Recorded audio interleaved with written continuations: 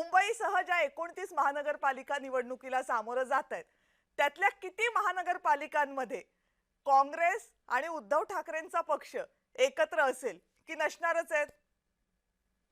हे बघा, ज्या ज्या वेळी तुम्ही अशा पद्धतीचा प्रश्न मला कविताजी विचारला, त्या त्यावेळी मी तुम्हाला अत्यंत जबाबदारीनं उत्तर दिलेलं आहे. हं, आणि सगळ्याच चॅनलवरती, सगळ्याच माध्यमांवरती ते उत्तर मी दिलेली आहेत की इंडिया आघाडी ही देशातल्या निवडणुकांना डोळ्यासमोर ठेवून निर्माण केली होती.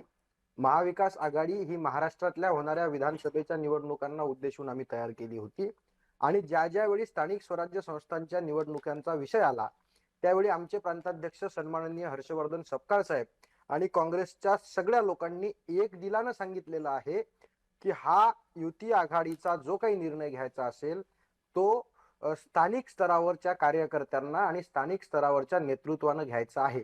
अशा पद्धतीची भूमिका घेतली होती काँग्रेस पक्षानं हं, आणि त्याच भूमिकेशी आम्ही ठाम आहोत. हं. नगर परिषदेच्या निवडणुका झाल्या, अनेक ठिकाणी उद्धव ठाकरेंची शिवसेना आणि काँग्रेस पक्ष वेगवेगळा लढला आणि अनेक ठिकाणी ते एकत्र सुद्धा लढले. तसंच आता महानगरपालिकेच्या निवडणुकीत सुद्धा अनेक ठिकाणी स्थानिक स्तरावर निर्णय घेताना कार्यकर्ते घेत आहेत. कुठे एकत्र लढतील, कुठे विरोधात लढतील, अशा पद्धतीचं चाललंय. हं. त्यामुळे इथे आम्ही एकत्र राहील असं आम्ही जरी नाही म्हणत असलो तरी स्थानिक कार्यकर्ते जो निर्णय घेतील त्यासोबत काँग्रेस पक्ष राहणार आहे. काय कपिलजी तुम्ही सांगताय महाविकास आघाडी स्थानिक विधानसभांच्या निवडणुकांसाठी महाविकास आघाडी आली कधी? 2019 मध्ये तुम्ही एकमेकांच्या विरोधात लढल्यानंतर महाविकास आघाडी आली ना.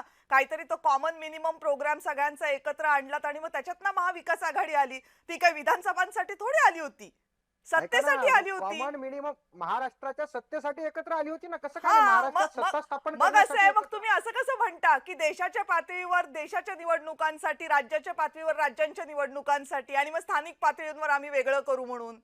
अहो, काँग्रेस पक्षानं कविताजी पहिल्या दिवसपासून सांगितलेलं आहे की कार्यकर्ते जो निर्णय, कारण ही कार्यकर्त्यांची निवडणूक असते, सगळ्यांना संधी भेटली पाहिजे, सगळ्या पक्षाचे कार्यकर्ते ऍडजस्ट झाले पाहिजे, त्यासाठी स्थानिक नेतृत्वाला विश्वासात घेऊन हे निर्णय आम्ही घेत असतो.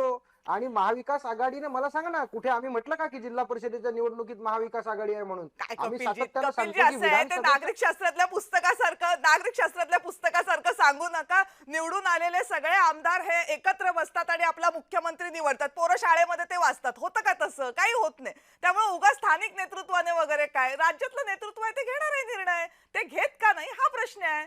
हे बघा, स्थानिक स्वराज्य संस्थांच्या निवडणुकीत काँग्रेस पक्षाच्या आघाडी संदर्भातले सगळे निर्णय हे आमच्या त्या त्या ठिकाणच्या स्थानिक नेतृत्वाने घेतलेले आहेत. त्यांनी यायचं, अध्यक्षांना सांगायचं, एकच नियम होता फक्त की भाजपच्या विरोधात ते असलं पाहिजे